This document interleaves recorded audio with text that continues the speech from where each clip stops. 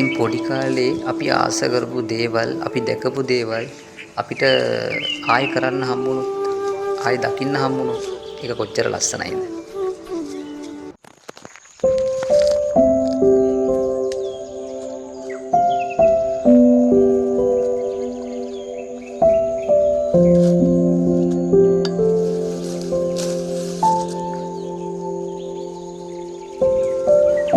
ඉතින් මේත් ඒ වගේ පොඩි දෙයක් තමයි පහුගිය දවසක වුණ දෙයක්. මම ගෙදර නිමාඩුවට ගිහිල්ලා ඉන්නකොට උදේම මම නැගිටලා බලද්දි මම දැක්කා අපේ ගෙට පල්ලෙහා කුඹුරක ගොයන් කපනවා. අපි අසල්වැසි කුඹුර.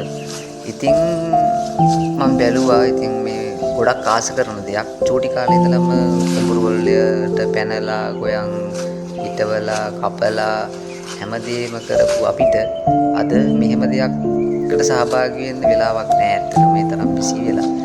ඉතින් කොහොම හරි ටක් ගාලා විනාඩියට දෙකට ලෑස්ති වෙලා පැන්න කුඹුරට පැනලා දෑකැත්තක් ඉල්ලගෙන මෙන්න මේ විදිහට ආසල් ගොයන් කපන්න පටන් ගත්තා. ඇත්තටම මම ගොඩක් ආස කරන දෙයක් මේ ගොයන් කපනවා කියන එක. ඒක චූටි කාලේ ඉඳන් මාසයක්.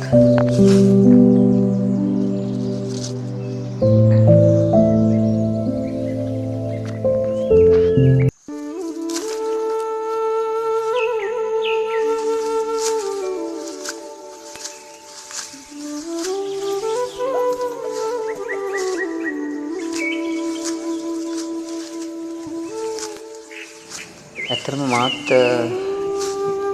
යම් කාලයකදී කුඹුරු වැඩ කරපු කෙනෙක්. එතකොට කුඹුරක් එක කන්නයක් දෙකක් කරලා ඒකේ සම්පූර්ණ වැඩ කරලා අස්වැන්න නිරලා මේ විදිහට ගොයන් කපලා ගෙටගත්තු කාලයක් තිබුණා.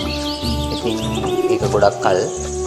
ඉතින් ඒ නිසා මේ වගේ දෙයක් කරන්න මහා ලොකු පුරුද්දක් අත්දැකීමක් නැහැ. ඒක ඇඟේම තියෙනවා ඇත්තටම. ඉතින් මේ ගොයන් කපන එක මාර කියන්නේ හරි සුන්දරයි. ඒක කියන්න තේරෙන්නේ නැහැ ඇත්තටම.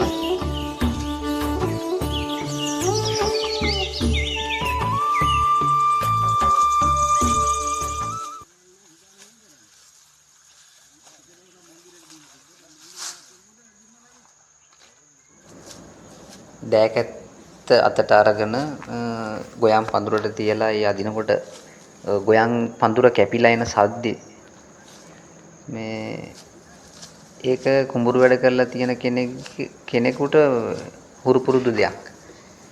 ඇත්තට මේ හුරුවත් එක්ක තමයි මේ ඒක සිද්ධ වෙන්නේ. ඉතින් එක විදිහේ ඉතින් ගොයන් කපන ක්‍රම තියෙනවා. ඉතින් කට්ටිය ගොඩක් එකතු වෙලා ඉන්නවා. දැන් මගේ එක පැත්තක කට්ටියක් ගොයන් කපනවා. මම මේ තනියම එකම මේ පොඩි ලියද්දක් අරගෙන තමයි මේ ගොයන් ටික කපන්නේ.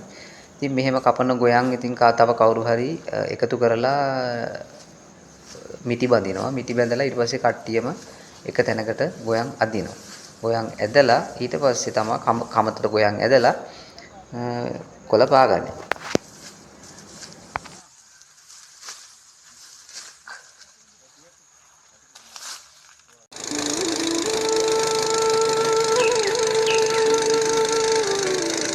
ඉතින් මේ සිද්ධ වෙන්නේ කොළ පාගන කියාවිය. ඉතින් අර කපපු ගොයන් සේරම ගෙනල්ලා එක තැනකට කමතේ ගෙනල්ලා මේ වගේ පොඩි මැෂින් එකකින් පාගලා මේක මේ ටික අපි ගෙදරට අරන් යනවා.